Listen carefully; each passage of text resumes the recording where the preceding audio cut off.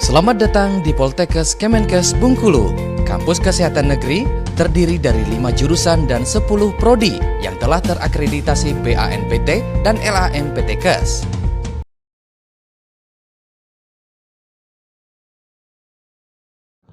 Assalamualaikum warahmatullahi wabarakatuh.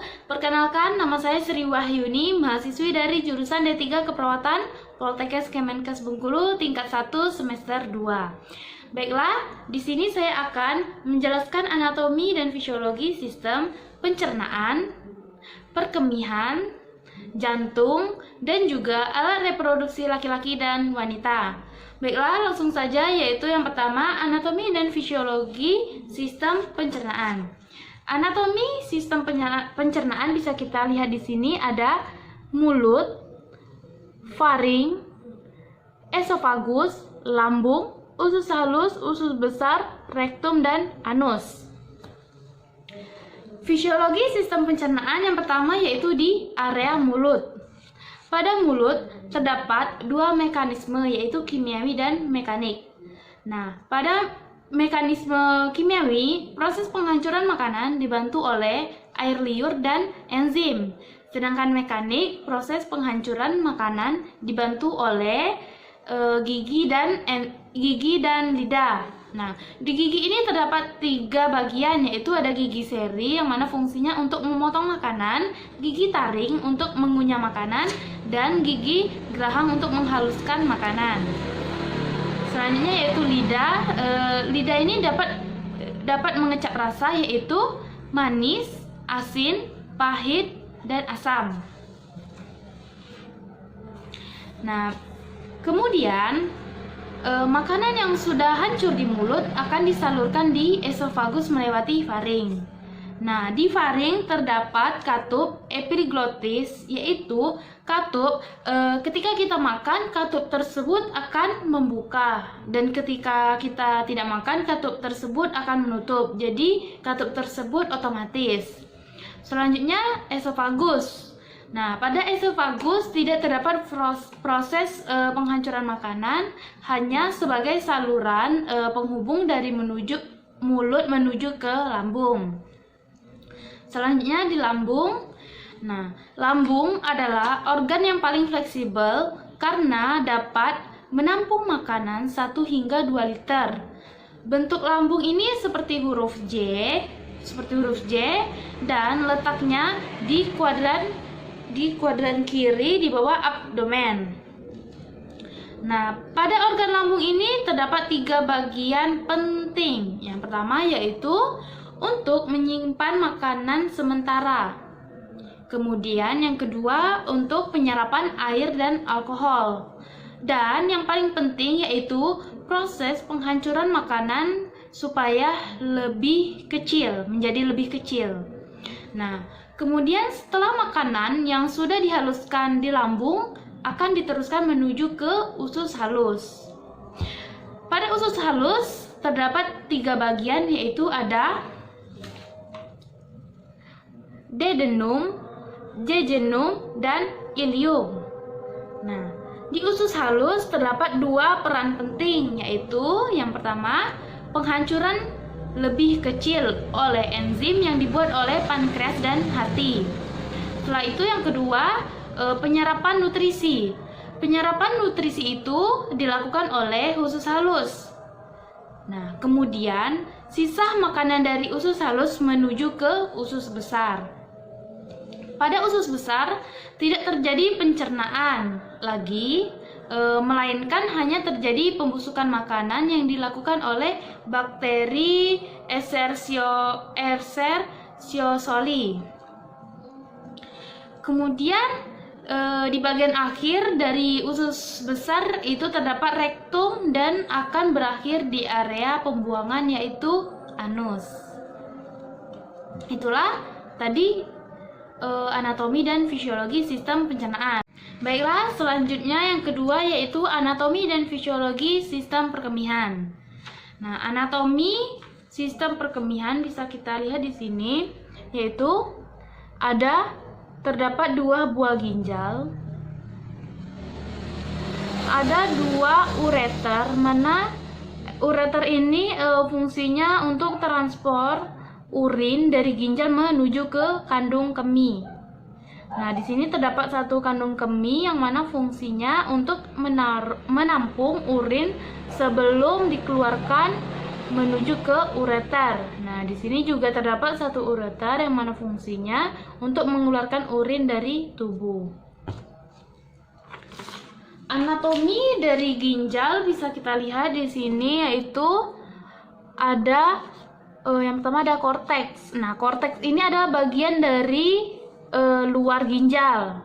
Dan yang kedua ada medula. Medula ini adalah bagian dalam dari ginjal. Nah, terdiri dari 4, yaitu yang pertama ada piramid, calyx minor, calyx mayor, dan pelvis ginjal. Selanjutnya, fisiologi sistem pembentukan urin. Nah, bagaimana sih cara pembentukan urin itu? Nah, darah dari pembuluh darah akan dibawa masuk menuju ke ginjal. Daerah di ginjal akan mengalami yang pertama yaitu filtrasi.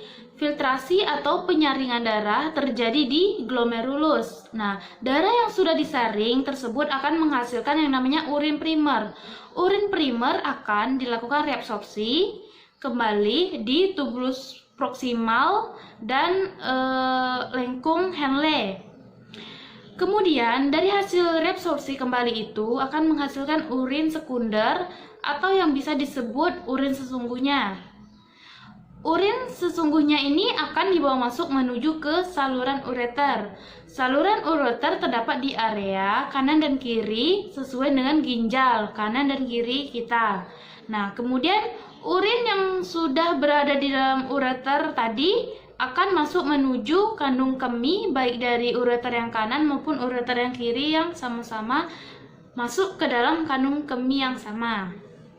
Nah, kemudian apabila kandung kemih sudah terasa penuh, maka akan terjadi proses miksi atau proses pengeluaran urin. Pengeluaran urin tersebut akan masuk melalui saluran uretra. Baiklah, yang ketiga yaitu anatomi dan fisiologi pada jantung dan sirkulasi darah di dalam jantung.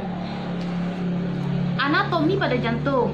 Jantung berfungsi sebagai alat untuk memompa darah. Nah, jantung ini terdiri dari 4 rongga atau ruang, yaitu di sini ada atrium kanan, atrium kiri, ventrikal kanan dan ventrikal kiri, dan di sini ada apeks jantung. Dan sedangkan pembuluh darah jantung yaitu vena cava superior dan vena cava interior. Nah, vena cava superior ini untuk mengalirkan darah dari ekstremitas atas, sedangkan vena cava inferior ini untuk mengalirkan dari ekstremitas bawah. Selanjutnya, pembuluh arteri besar yaitu adalah aorta. Aorta ini untuk mengalirkan darah dari ventrikal kiri ke seluruh tubuh. Selalu di sini ada truncus pulmonalis, yaitu mengalirkan darah dari ventrikal kanan menuju ke paru-paru melalui arteri pulmonaris kiri atau kanan. Lalu ada vena pulmonalis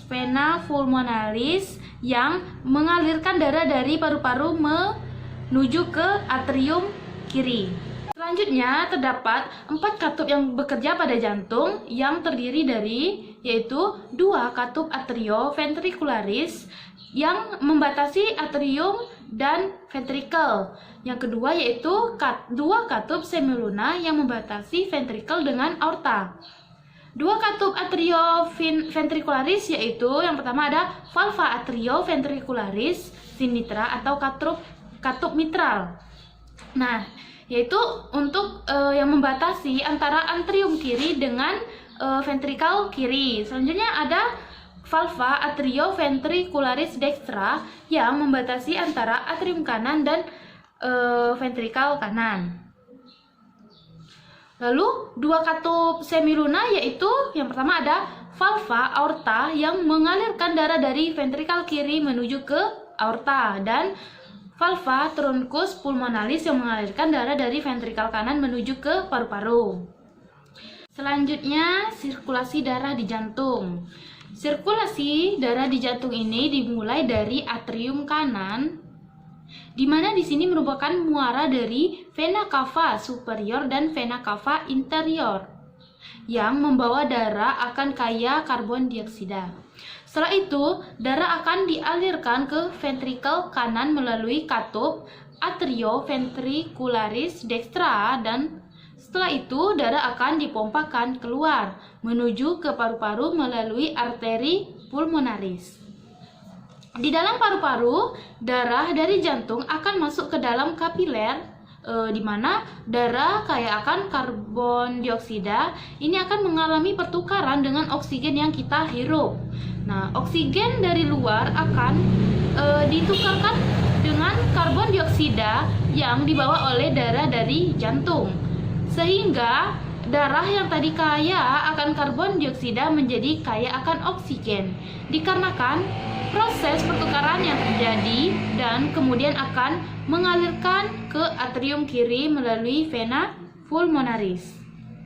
Setelah itu, darah yang akan kaya oksigen akan masuk ke ventrikel kiri, melalui katup mitral, dan dari sinilah ventrikel kiri akan berkontraksi yang akan membawa darah yang kaya akan oksigen ke seluruh tubuh melalui aorta,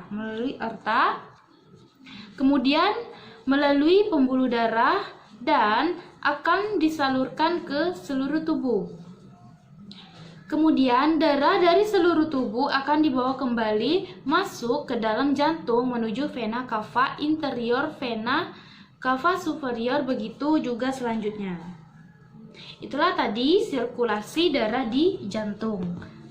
Baiklah, yang keempat yaitu anatomi dan fisiologi pada alat reproduksi pada wanita.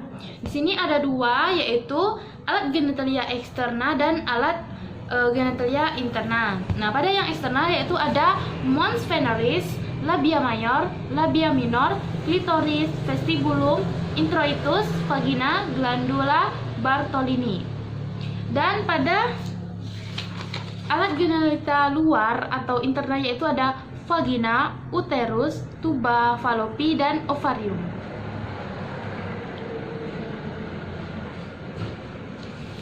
Mons veneris yang ada di sini itu adalah lemak yang menonjol di atas pubis, tumbuh rambut saat pubertas. Lalu di sini adalah labia mayor. Labia mayor ini terisi jaringan lemak yang berasal dari mons veneris lonjong dan mengecil ke bawah. Dan ke bawah ke belakang bertemu membentuk frenulum, lalu homolog scrotum. Lalu di sini ada klitoris. Klitoris itu merupakan suatu tunggal yang erektil tertutup oleh repetum clitoridis, banyak syaraf dan peredaran darah analog dengan penis laki-laki.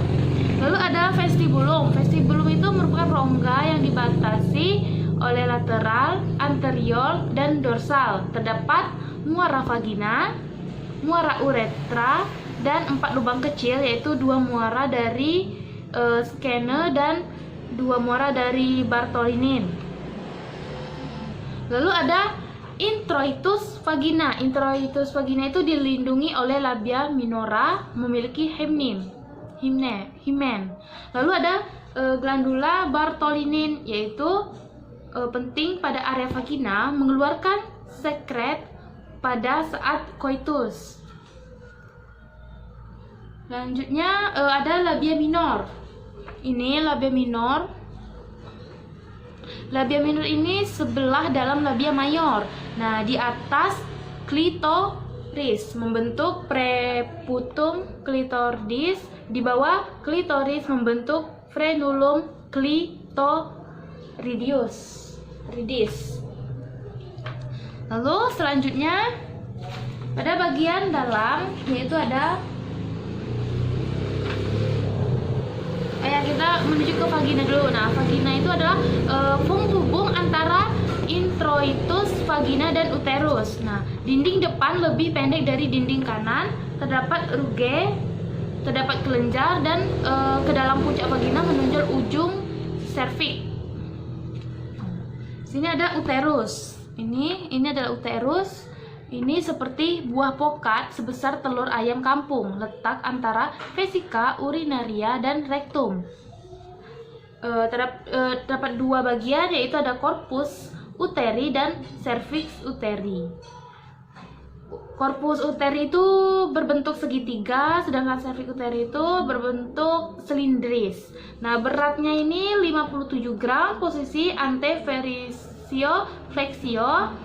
Dinding terhadap lapisan ada 3, yaitu endometrium, myometrium, dan premetrium.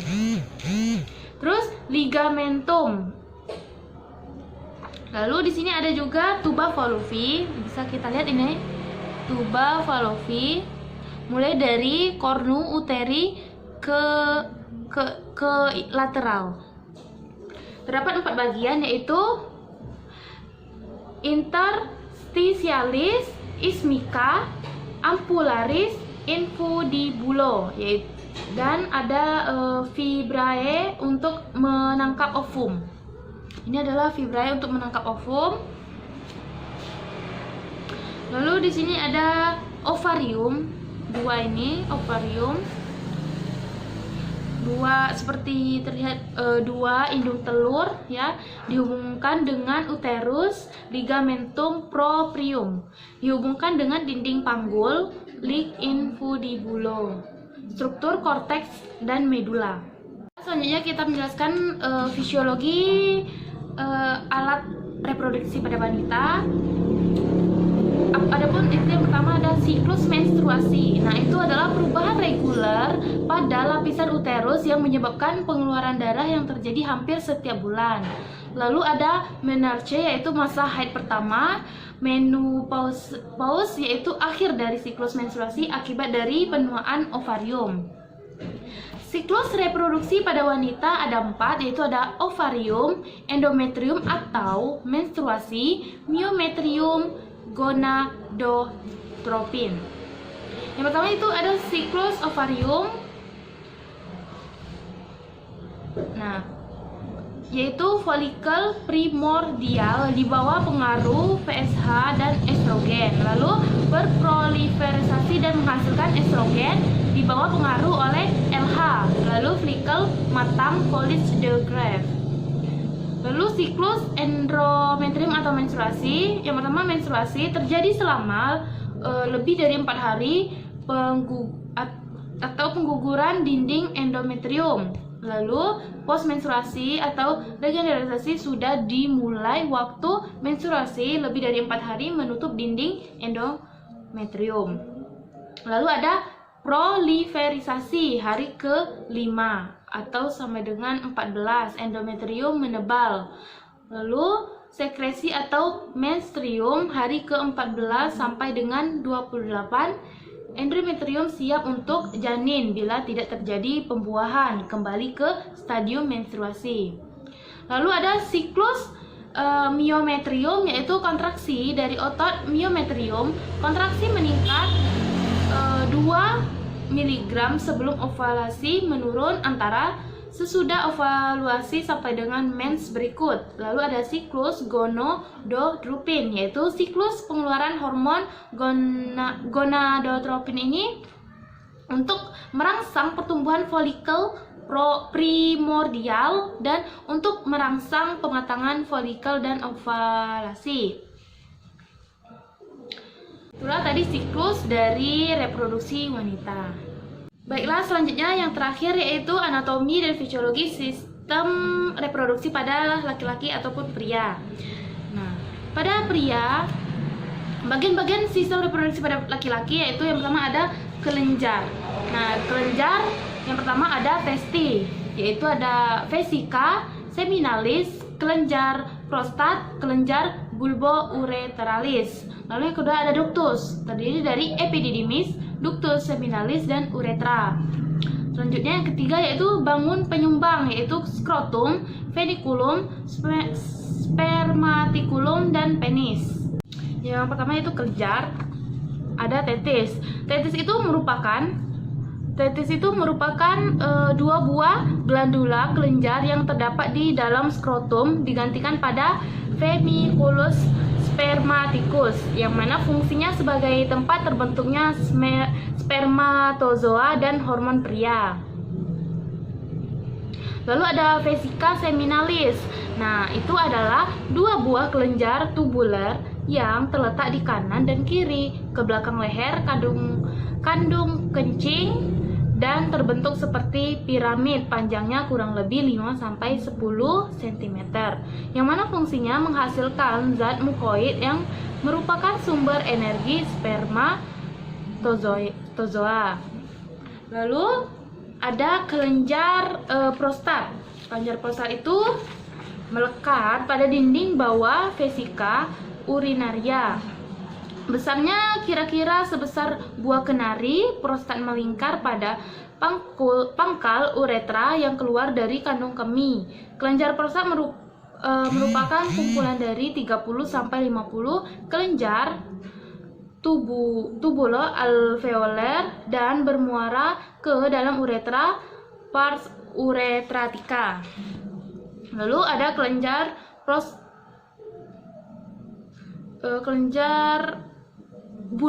bulbouretralis. Nah, ini kelenjar letaknya di sebelah bawah dari kelenjar prostat dan di belakang lateral pars membranch uretra. Bentuknya bundar, kecil, berwarna kuning dengan panjang 2-15 cm.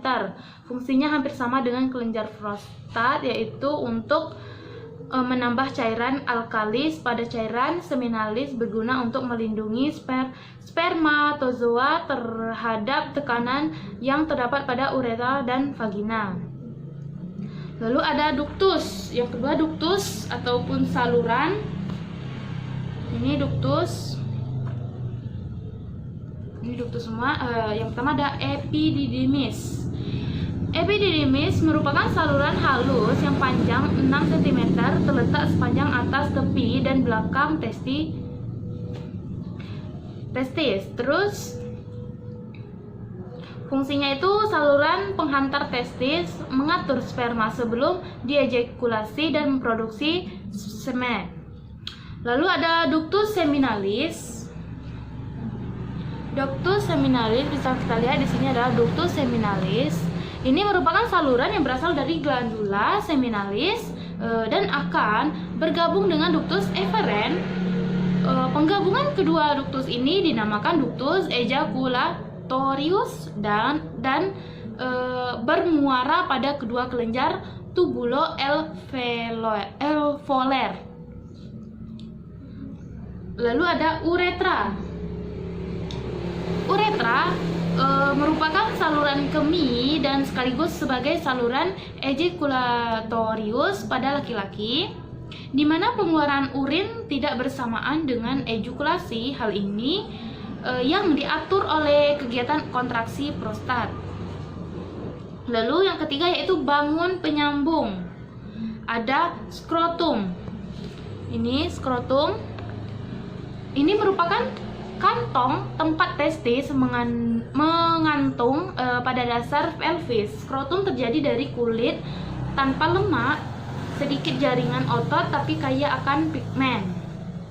Skrotum terdiri dari dua lapisan, yaitu kulit warnanya kecoklatan tipis, mempunyai vesikae atau rugae, dan tumbuh rambut pada masa pubertas. Lalu yang kedua, tunika dorsalis, berisi lapisan otot polos yang tipis. Tunika ini membentuk septum yang membagi skrotum menjadi dua ruangan. Lalu ada peniculus spermaticus, yaitu memanjang dari abdomen inguinalis ke bagian belakang testis sampai ke skrotum. Peniculus ini bagian kiri, lebih panjang dari yang kanan karena testis kiri mengandung lebih rendah daripada kanan. Lalu ada penis. Nih, yang terakhir ada penis. Terletak mengantung di depan skrotum, bagian ujung disebut gland penis, bagian tengah corpus penis, bagian pangkal radix penis, Cavernosus penis terdiri atas massa silindris yang rektil dan pembentuk 3/4 bagian anterior batang penis. Baiklah, selanjutnya fisiologi sistem reproduksi pada pria. Yaitu yang pertama ada ereksi, yang mana saraf parasimpatis menstimulasi organ erektil membesar karena penuh dengan darah. Sel sperma dari testis dikeluarkan menuju uretra. Sekresi zat lain yang membentuk semen dikeluarkan dari organ aksesoris menuju uretra. Lalu ada ejakulasi, yaitu impuls simpatis dari pusat refleksi medula spinalis menjalar di sepanjang spinal lumbal, yaitu L1 dan L2 menuju organ genitalia dan menyebabkan kontraksi peristaltik dalam ductus testis, epididymis dan ductus deferens. Kontraksi ini menggerakkan sperma di sepanjang saluran. Impuls parasimpatis menjalar pada pusat pudendal dan menyebabkan otot bulbocavernosum pada dasar penis berkontraksi secara berirama. Lalu kontraksi awal pada vesicle spinalis, prostat, dan kelenjar bulborectalis menyebabkan terjadinya sekresi cairan seminal yang bercampur dengan sperma untuk membentuk semen. Lalu ada spermatogenesis. Struktur dari sel sperma yaitu ada kepala, yang mana kepala itu berisi nukleus yang memiliki 23 kromosom. Dan ada kantung enzim yang membantu sperma memasuki ovum. Lalu ada badannya yang terdapat mitokondria sebagai penghasil energi. Nah, terus ada ekor. Ekor itu membentuk flagel yang membantu pergerakan. Setelah membentuk sperma, masuk ke seminiferus selama 18 jam sampai dengan 10 hari hingga mengalami proses pematangan. Epididymis menyekresi cairan yang mengandung hormon, enzim, gizi. Sperma membutuhkan waktu beberapa hari untuk melewati epididymis, bergerak dari bagian awal epididymis selama 18 sampai dengan 24 jam. Kedua tetis dapat membentuk sperma kurang lebih 120 juta setiap hari. Nah, sebagian kecil disimpan epididymis dan sebagian besar di dalam vas deferens. Fertilitasnya dapat bertambah 1 bulan selama disimpan. Sperma dalam traktus genitalia wanita dapat bertahan selama 1 hingga 2 hari. Lalu aktivitas seksual pria, rangsangan akhir organ sensoris dan sensasi sensual melalui saraf pudendo, melalui plexus sacralis dari medula spinalis membantu rangsangan aksi sensual yang berasal dari struktur internal. Nah, akibat dari dorongan seksual akan mengisi organ seksual dengan sekret yang menyebabkan keinginan seksual dengan merangsang mukosa uretra. Itulah tadi penjelasan dari saya mengenai anatomi dan fisiologi sistem pencernaan, perkemihan, jantung, dan juga alat reproduksi laki-laki dan wanita. Mungkin cukup sekian dan terima kasih. Wassalamualaikum warahmatullahi wabarakatuh.